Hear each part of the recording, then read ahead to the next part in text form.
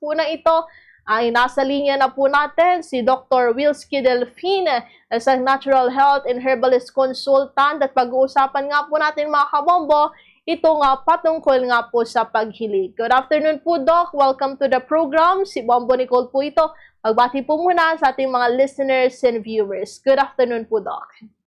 Good afternoon po, Bombo Nicole, at sa mga nakikinig ngayong hapon na ito.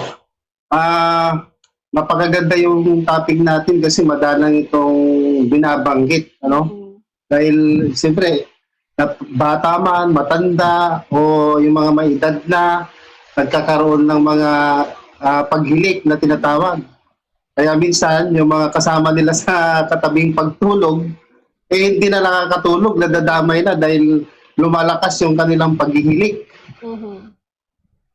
Doc, since ito po yung topic po natin, syempre para po sa kaliwanagan po ng ating mga listeners and viewers, ano po ba talaga yung paghilik, Doc? At bakit ito nangyayari habang natutulog ang isang tao?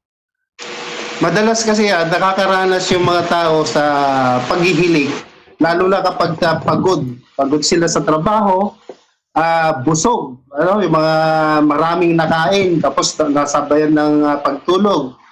Kapag natutulog kasi sila, nare-relax yung mga ibang mga parte ng katawan natin tulad ng mga dila, yung ating mga tonsils, mga tonsils natin, yung ating mga ngala-ngala. So naka-relax yung mga yon, yung iba pa nga may pagkahaba yung tonsil niya. So ang nangyayari doon, yung pasok ng hangin at saka paglabas niya, natatrap yun. So kaya yung paghilik niya lumalakas yung paghilik. Kaya kapag ganyan ang laging ganyan yung cases ng isang tao, yung isang pasyente, ay kailangan na mayroon siyang iniinom na pamparelax ng mga muscle, yung nag-i-impact siya, hindi yung sobrang relax yung mga muscles na yon, yung mga parte ng katawan na yon, para kapag pumapasok yung hangin, hindi sila nakakaharang, hindi sila nakakabara. Yun. Dok, yung paghilik po ba, normal lang po ba siya or maaari po siya maging senyales ng isang underlying health condition? Actually, dati, normal lang. Ang akala nila normal lang yung paghihilig na ganyan. Pero na-discover nila na meron palang itong naibibigay na matinding problema o nagiging sakit na. So, minsan, kapag yung isang tao, malakas yung kanyang paghilik, maaari na maapektuhan ang kanyang puso. No? Lumalakas yung beat ng nagiging irregular na yung tibok ng kanyang puso at maaaring umantong ito ng heart failure o pagka-damage ng kanyang puso. At yung iba naman, maaaring magkaroon ng stroke. Kaya minsan may mga natutulog na sa sobrang paghilik na nagkakaroon ng pagbara, lalo na paghilig na yung mahina, tapos biglang lalakas, hihinto. So napakadelikado yon kasi maaari niya itong ikamatay. Kaya calling the awareness of yung mga tao na may mga high blood din. Yun din yung isang mga naapektuhan diyan. At kapag nasosobrahan din natin yung paghilik, maaaring ma-damage din yung ating mga kidneys. Meron naman yung mga umihilik na mahina lang. So ibig sabihin nun, may nagkakaroon ng indication na bumababa yung oxygen ng kanyang katawan. So kapag ganitong cases, Dok, yung labis na paghilik, Dok, kailangan na din po ba itong ipasuri para malaman po kung merong underlying health condition yung isang tao, Dok? Ayan, so mas maganda kapag may mga kasama kayong ganon na sobrang maghilik, kailangan mapacheck up ninyo kasi huwag nyo ipagwalang bahala kasi maaaring magkaroon ng problema ngayong isang pasyente. Kaya mas maganda na ipacheck natin, ipakonsulta natin para magawan ng ating mga doktor kung ano yung mga solusyon na dapat nilang gawin. Kaya nga, ang pinakamaganda dito kapag sobra yung timbang mo, di magpababa ka. Ganun yung gagawin mo. Kasi madalas na nagkakaroon ng paghilik, kung napapansin niyo yung medyo mababa yung leg. bilog ang mukha. Yun, kasi nagkakaroon kasi ng obstruction doon. Lalo na yung mga merong mga asthma, may emphysema, may mga bronchitis. So, ibig sabihin nun, may connection pa rin yung mga yun sa may problema sa baga at saka yung mga merong mga sinusitis, meron silang mga polyps doon sa mga ilong nila at maaari ding makaapekto doon sa mga may problema sa tenga. Yun po yung nagiging dahilan ng pagbabarado ng hangin na papasok at palabas sa kanyang katawan. So may iba't ibang dahilan po pala, Doc, kung bakit humihilik or yung malakas na paghilik ang isang tao habang natutulog. Ano naman po, Doc, yung connection nung malakas na paghilik sa obstructive sleep apnea, Doc? Yung malakas na paghilik kasi, sobrang naka-relax kasi yung muscles ng dila, yung tonsil at saka meron din tayong yung sa ngalangalan natin at saka dito sa natin. Kapag sobrang relax itong mga to natin, madalas ito yung mga malakas humilik. Kaya nga ina-advise ko kapag kaganyan, kailangan yung posisyon ng pasyente ilagay niyo sa tamang posisyon, patagilid. O kaya naman pagka nasobrahan niya ng kumain, uminom muna siya ng mga natural ng mga inumin na pwedeng makatulong para kahit paano hindi magkaroon ng sobrang paghilik. Dok, ano naman po yung mga natural na inumin na pwedeng inumin or take ng isang tao para kahit paano, Dok, ay maiwasan din po itong excessive po na paghilik, Dok? Ang pinaka-suggest ko sa kanila dahil siyempre natural yung ating mga nalalaman tungkol dito dahil pagdating po sa medical, meron silang mga ginagamit na mga ibang teknolohiya na maaari nilang gamitin.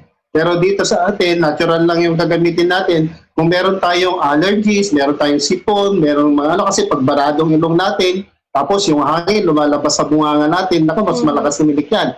So, ang gagawin natin, susolusyonan natin yon. Kung allergy ka, inom ka ng pangontra sa allergies. Kapag may sipon at nakabara, edi gumamit ka ng nasal steaming tinatawag. Kailangan papausukan mo yung ilong mo para yung mga nakabara doon matanggal. Pwede tayong gumamit ng mga mint, yung mga mint na leaves, pwede tayong gumamit ng mga eucalyptus, na mga dahon-dahon. At pwede rin tayong gumamit ng mga luya, kalamansi, lagyan mo ng honey. Yun yung mga iinumin ninyo bago matulog. Para kahit paano, yung mga muscles natin, hindi sila basta-basta naka-relax lang, kundi naka-intact yun. So, luluwag kasi, pampaluwag yun ng daanan ng hangin. Kaya pag maganda yung daanan ng hangin, naiwasan natin yung paghilik. Nag-focus lang naman kasi yan yung mga barado Kapag merong mga barado, tapos yung tulad yung mga tonsils pagka na-irritate yun, so naka-relax yun, madali siyang gumalaw. So, yun yung nagiging dahilan ng sobra-sobrang paghilik. Dok, ano naman pong gagawin kapag napansin mo na parang humihinto yung paghinga ng isang tao habang natutulog? Gaano po ito kaseryoso at ano po yung dapat na gawin, Dok? Kapag ganun yung kasama mo sa bahay na malakas talagang humilik, tingnan mo i-position mo yung katawan niya. So, maaaring dagdagan yung unan, ipatagilid siya, o kaya naman na itaas ng konti yung kanyang leg, yung leg dito, kailangan mataas-taas siya para yung airways niya is maayos. Pero siyempre, hindi lang yun yung solusyon na gagawin natin. Mas maganda pa rin na ipakonsulta, ipa-check up natin para magawa natin ng paraan at masolusyonan yung problema niya. Kasi pag hindi natin ginawa yon, sabi ko nga kanina, maaari itong maging cause of death. Kasi yung iba, napapagkamalan nila na nabangungot yan. Yun pala, hindi yung bangungot ang naging problema niya. Yun pala yung naging problema niya, yung sobrang paghilik niya, nagkaroon ng barado na doon sa airways niya. So yung daanan ng hangin. Nung nagbara na yun, nag-cause na ng kamatayan niya. Dok, gaano po kalaki yung epekto po ng ating lifestyle, yung sleeping position, maging yung timbang, yung paninigarilyo or pag-inom ng alak dun sa paghilik, Dok? Actually, yung pag-inom, yung sobrang pag-inom ng alak, yan ay malakas ng relaxation dun sa mga muscle. Kaya pinagbabawal natin yan. Yung mga paninigarilyo, yung mga pagkain ng sobra-sobra bago matulog. So, iwasan natin yan. Tapos, yung mga sobra-sobra, mga mamantika, yun yung mga dapat nating iwasan. Kasi nga, kapag naghihilig na tayo, tapos hindi pa tayo umiwas doon sa mga lifestyle natin na ganon, maaring magiging lumala yung sitwasyon, hindi natin maagapan yung mas malalang problema na may bibigay sa atin.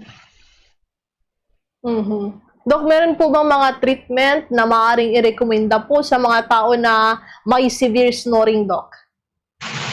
Meron namang solusyon dyan. Sabi ko kanina, pumunta sila sa kanilang mga pulmonologists o kaya mga ENT doctors. So sila yung magbibigay ng mga solusyon para dun sa problema na yan. Kung naman, hindi nila maharap dahil may kamahalan to, no? Maaaring umabot ito ng libo din to. Yung mga iba na umabot yata ng mga 50 to 60,000 para lang magamot yung problema nila. Pero siyempre, kung mas maganda pa rin na palitan na lang yung lifestyle natin, kung may bisyo tayo, kung mabigat yung katawan natin, sobrang mataba tayo, magbabawas tayo ng timbang, tapos gawin natin yung mga sinabi ko na mga natural na pwede nyo gamitin. Yung paglalaga ng mga eucalyptus leaves, maaring yun ay isisingutin lang natin para relaxation lang po yung daanan ng hangin, yung mga mint leaves. So yun yung mga pwede nating magawa para kahit pa paano malesen yung pag-snore o yung paghihilig. Dahil siyempre masyadong mahal ang magpagamot pagdating sa ganyan. Dok, panghuli na lamang po siguro, ano pong mensahe nyo, lalo-lalo na po dun sa mga tao na nagsasabi na hilik lang naman ito at hindi na kailangang ipasuri, Dok. Ano pong pwede po nating ipayo o ipaalala po sa kanila, Dok? Wag niyong sabihin na normal lang ito, na okay lang na madalas yung paghihilig ko, okay lang na ganito na ako. Kasi mas pinapa-short ninyo yung lifespan ninyo. So, mas maganda pa rin na gamutin ninyo, solusyonan ninyo kung alam ninyo na malala na siya at lumalakas yung paghilig ninyo. So, gawan nyo ng paraan kasi nga, hindi basta-basta itong sakit na to. So, maaaring maka-apekto, maaaring ma-stroke kayo, maaaring magkaroon kayo ng sakit sa puso, maaaring magkaroon kayo ng sakit sa kidneys, dahil mataas yung blood pressure kasi nakakataas ng blood pressure ito. So, wag niyo ipagwalang bahala.